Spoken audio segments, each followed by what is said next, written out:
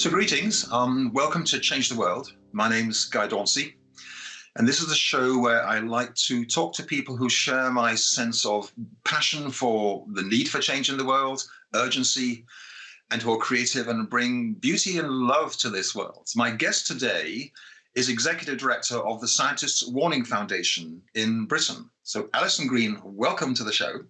Thank you, Guy. It's a pleasure to be here and to talk with you. Alison is based in Cambridge, Britain, where she is a cognitive scientist and a former university pro-vice-chancellor with a particular interest in the psychology of climate denial. She's been inspired by movements like Extinction Rebellion and Fridays for Future. And inspired by those movements, she actually gave up her prestigious academic career to focus her efforts on protecting life on Earth. And in her two roles as Executive Director of Scientists Warning Foundation and Faculty for the Future, that's what she's busy with. So, Alison, what prompted you to give up that big academic career? Do you know, I was experiencing so much dissonance, and I'd had what a friend described as an ecophany, which he thought was an ecological epiphany. And so just at the point where I'd landed my dream job and I was literally running a university and doing the things that I can do well, which is focusing on financial sustainability and all of those KPIs that we know and no longer love, I started looking at the climate and ecological crisis, and some friends said to me, well, there's this new IPCC 1.5 report. And I'd looked at the Hot House Earth paper and sort of tried to very quickly acquaint myself with what on earth was going on in the world. And honestly, when I started reading these articles and these peer-reviewed papers, I was absolutely horrified. I couldn't believe that that humanity had somehow gotten itself into this mess. And it terrified me. And I looked at what I was doing in my day job and realized that absolutely all of that I was doing was complete. Not only was it irrelevant, I was actually part of the problem. I was actually making things worse. And so I had a chat with my boss, and I said, look, I need to start becoming an activist. And so there were some sort of difficult conversations about the extent to which I could potentially get myself arrested whilst being a sort of respectable member of a university environment. But after a couple of months, I decided that the only thing I could do was resign and become a full-time activist. And you know, I haven't regretted it once. It's been transformational for me. So if you were to think back to those reports, if there were two or three particular pieces that jumped out at you that said, holy moly, what were they? Things like catastrophe, unprecedented, faster than we ever thought. I will admit to also being influenced by some bad science too, which I now recognise as being bad science. But what was actually instrumental about that was that there were some people talking about the possibility of human extinction. And I thought human extinction were not two words I had seen in the same sentence. And that plus the accelerating extinctions of all sorts of species really terrified me, because I understood. I mean, I studied some biology. I understood that that humans can't we can't live without everything else on the planet. And you know, when I started to understand who were the major scientists and who were the thought leaders in this space and started listening to what they were saying, it's quite clear that they were extremely concerned. And that's when I started familiarizing myself with, you know, the various warnings and so forth that scientists have been making over decades, and warnings that have gone unheeded. So we hear the phrase climate change all the time. Yes. And I try to avoid using that phrase. I use the term climate crisis or climate emergency, because climate change, it seems like normal and casual. And actually, in the history of things, the scientists were calling it global warming. The oil industry persuaded us to stop using the term global warming because they thought it felt threatening, and just say climate change. Well, it's like the weather changes, the climate changes, and no big deal. And I hear people say, well, what's a 1 degree increase? You know, it was 20 degrees warmer yesterday than it is today. They don't understand the global implications of the real climate crisis. For you, is it the loss of animal species, or the rise in sea level, or the droughts, or Mhm. the heat waves, or the storms and floods that are coming? Which are the ones that sort of get you, ring your alarm bells the most loudly? Do you know, it's a polycrisis. I don't think it's any one in particular. What's clear to me is that it's not just a climate crisis, although climate is the thing that everyone talks about because we're seeing images at the moment of the Loire River, which has dried up. But it's not just a climate crisis, it's a biodiversity crisis. It's Yeah. a crisis of social inequality. It's a crisis of these historical the exploitation of the global by the global north of the global south, and there are these intersecting crises that once you start to look into it and develop an understanding of it, then you can't not see that problem. You can't, Yeah. you can't engage in disavowal, and Sure. all of it keeps me awake. So, in the scientist warning, tell us what that organization is doing. You're executive director of Scientist Warning Foundation. So we see Scientist Warning Foundation as the public engagement arm of the Alliance of World Scientists. So back in 1992, I think it was, the Union of Concerned Scientists issued the first warning to humanity. And this was then followed up in 2017, I think it was, by a second warning. And then Bill Ripple, who's been the one of the key movers in this space, issued the climate emergency paper, and that actually made the global headlines. I think it was in 2019, and unfortunately, that paper, which where thousands and thousands of scientists, I think it was 11,000, came together and said we are in a climate emergency, coincided with the outbreak of COVID. And so what we see happening there is what we see happening now, in that the climate crisis tends to be pushed to one side when an immediate problem comes along. So we have the COVID crisis. In the UK, we've now got a cost of living crisis, and they're all related. But it's the immediacy of the issues that seems to capture the attention. And for those reasons, the climate crisis, the climate ecological crisis, sort of tends to get pushed into the long grass. So in Scientist Warning, what we're trying to do in the public engagement arm is to educate. So what we are trying to do is essentially put into practice what Catherine Hayhoe advocates, which is talk about it. The best thing you can do as a concerned citizen is talk. Talk about it with your neighbours, with your colleagues, with your friends. So what we do is we post articles, we collate articles, we curate articles. So we have a very detailed database, and I'd invite any of your viewers to take a look. And I interview leading scientists and leading practitioners, including yourself, a couple of years ago, which was a great pleasure. But what I try to do is identify the hotspots and where the conversation's at. So, for instance, a very interesting hiatus, if you like, on Twitter a couple of months ago was provoked by an article written by three scientists from down south. It was Bruce Glavovich, Ian White, and Tim Smith. And what they did was they wrote an article which was then translated into the conversation with the headline, "Climate Scientists Call for a Moratorium on Climate Research."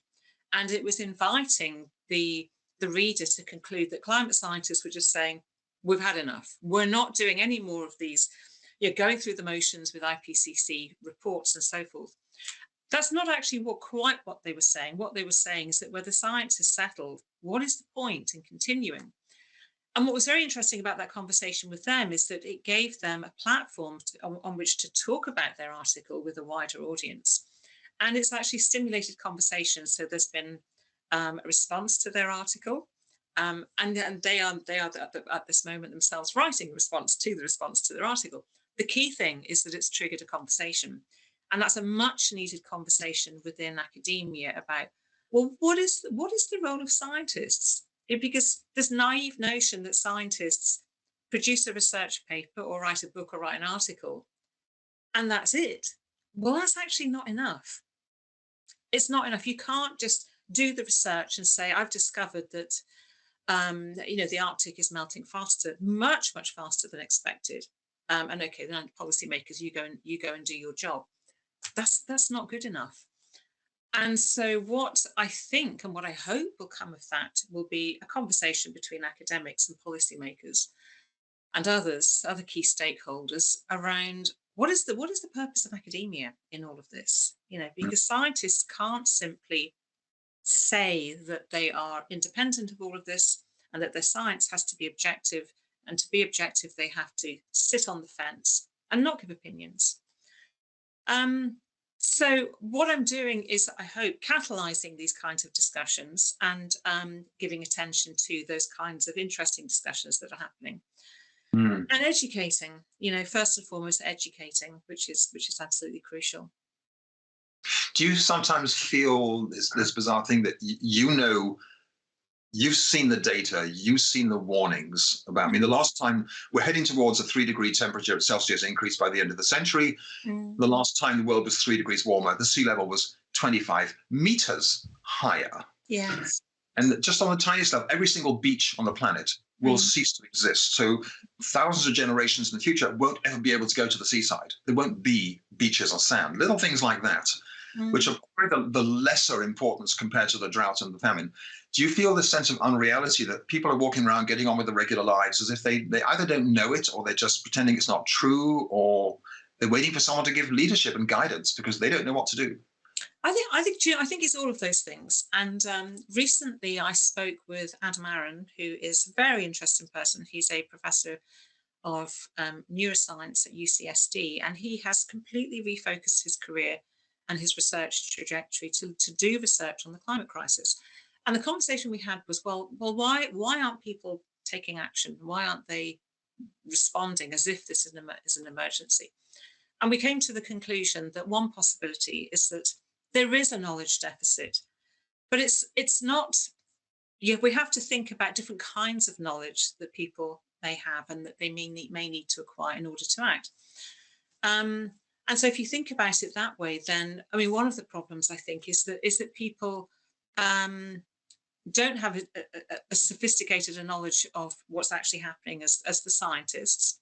But we have to remember that the scientists are specialists. They might be Yeah. specialists in certain areas, but there aren't a great many people who see that big picture.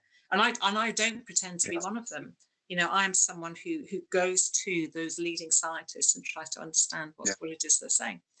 So I think with the general public, there is a knowledge deficit, but I think there's also a lot of disavowal, and disavowal exists amongst people. So, for example, in Cambridge, you can imagine in my neighbourhood, there are a lot of people who are really, clued up about what's happening, but they're not really doing much. Yeah. Um, it's Well, almost as if we sort of know that there's a problem, we don't know what to do, and it's uncomfortable to take ourselves into that space where we start to think, I've got to do something, but no one around me is doing that yeah. something. So where are the triggers, and where are these, where are the incentives and the motivations to actually step out of line, start to do something differently, because that's what we have to do.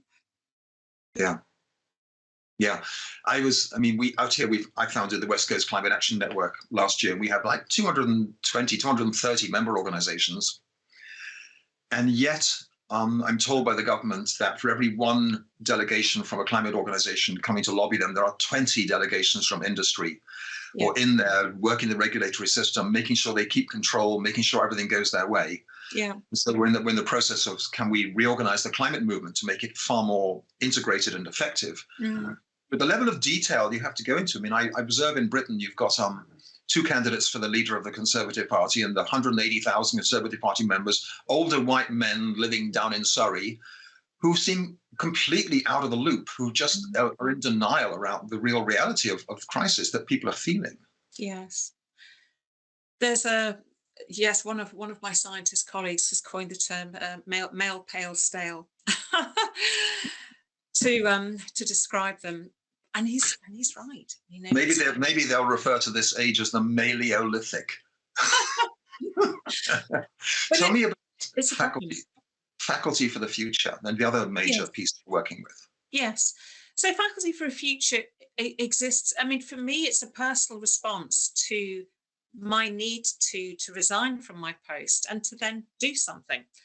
And I felt that, because I was late to the climate crisis, and to my embarrassment, but having seen the data and understood the articles and listened to the scientists like Michael Mann, Catherine Hayhoe, who've been hugely influential, then for me it felt like I have a responsibility to do something. And so what I do now is talk with academics about their responsibility. And so I suppose one of the sort of premise underlying Faculty for a Future is that, with academic privilege and with that standing that academics have in society and with that trust that's placed in academia comes a responsibility to act. And that's why it's just not enough to simply do your research and say job done.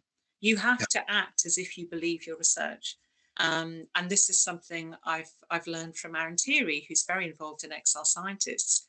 And this is what one of his central concerns, that scientists must act as if they believe their research. Now, the example par excellence of that is Peter Kalmus, for example, who is an excellent communicator and who talks with enormous urgency and with emotion about how he feels about being a scientist, watching, what must be, a sort of series of horrors and catastrophes day after day.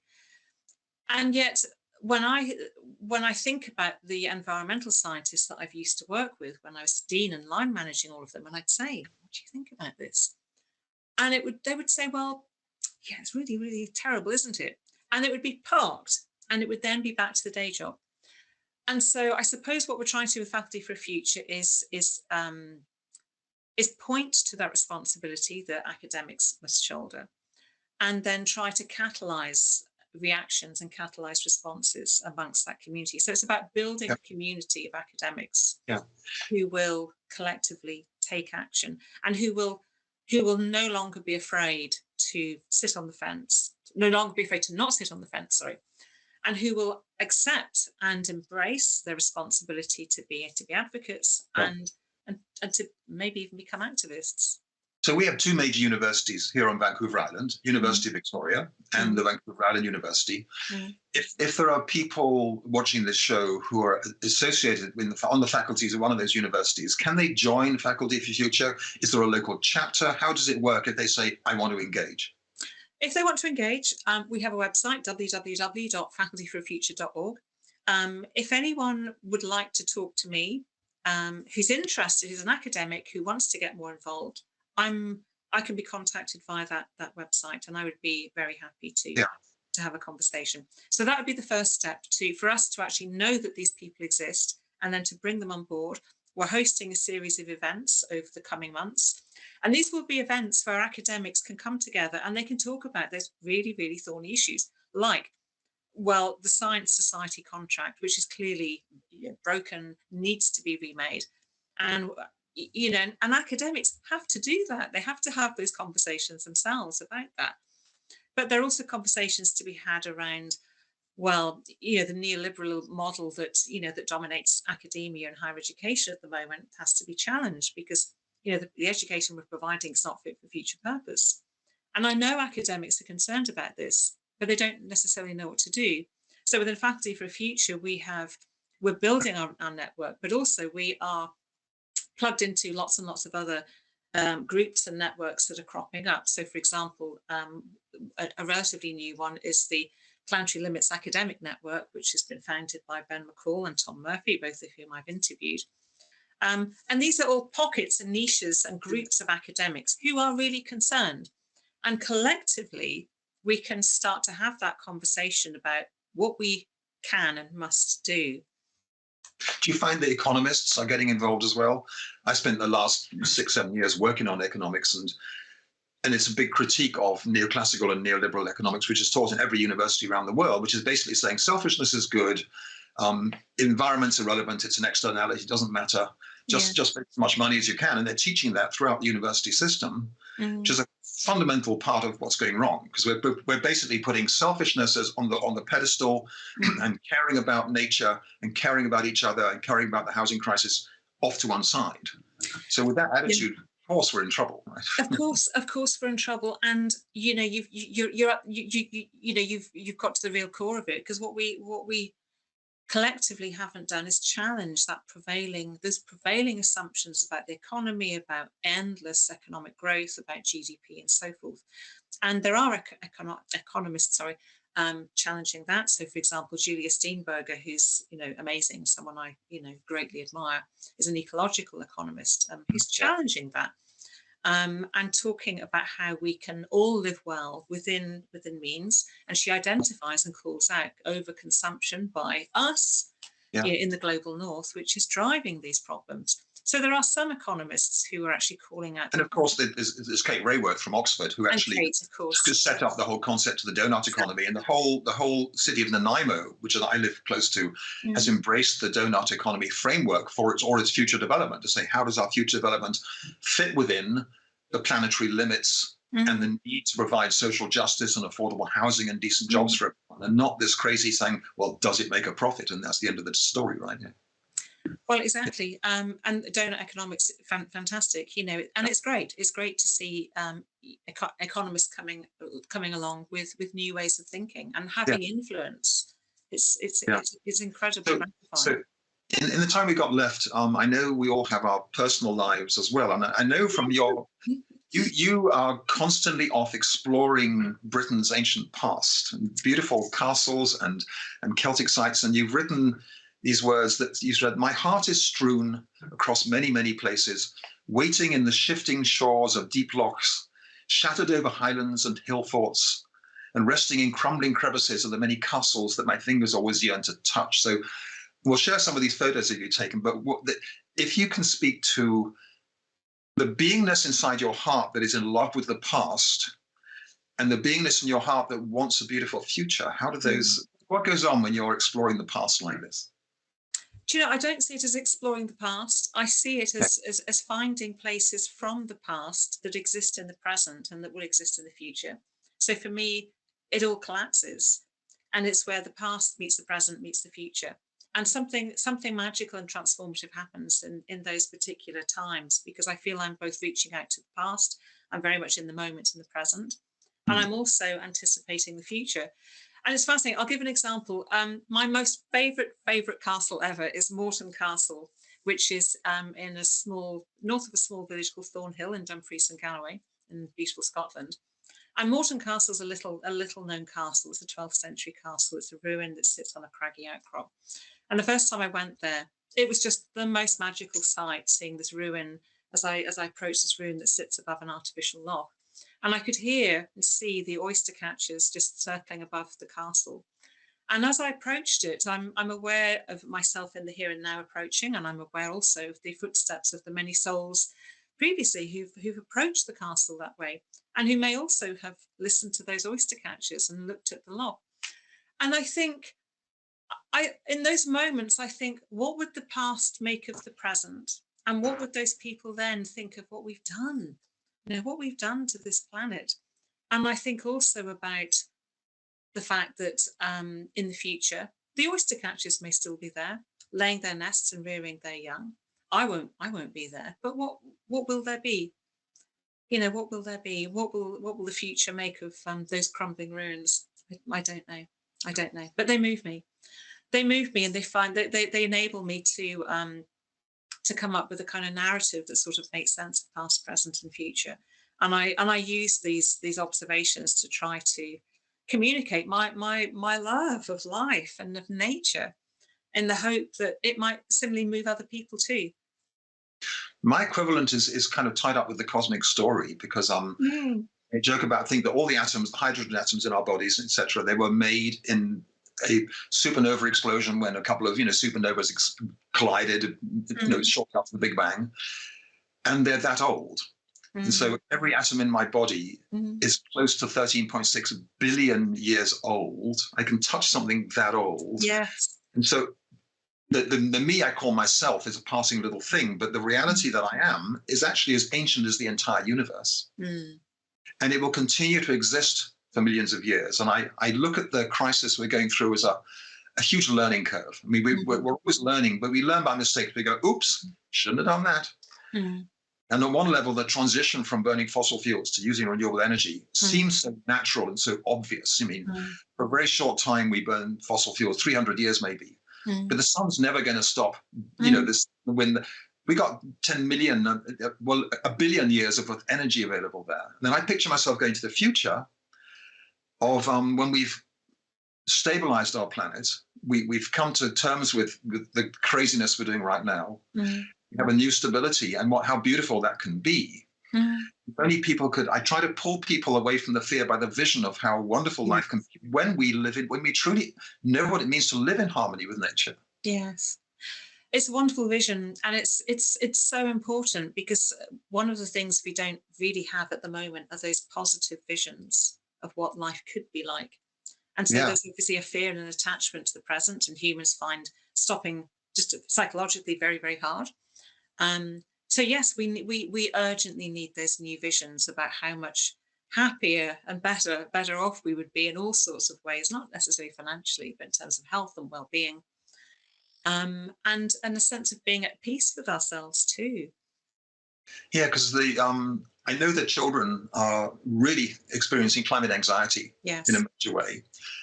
And I know that the only real solution to climate anxiety is climate action, when you're actually doing something. Mm, I know that I'm doing something every single day. So mm, I know the data, but I don't let it get to me, because I'm doing the best I can. mm. I can't ask more of myself.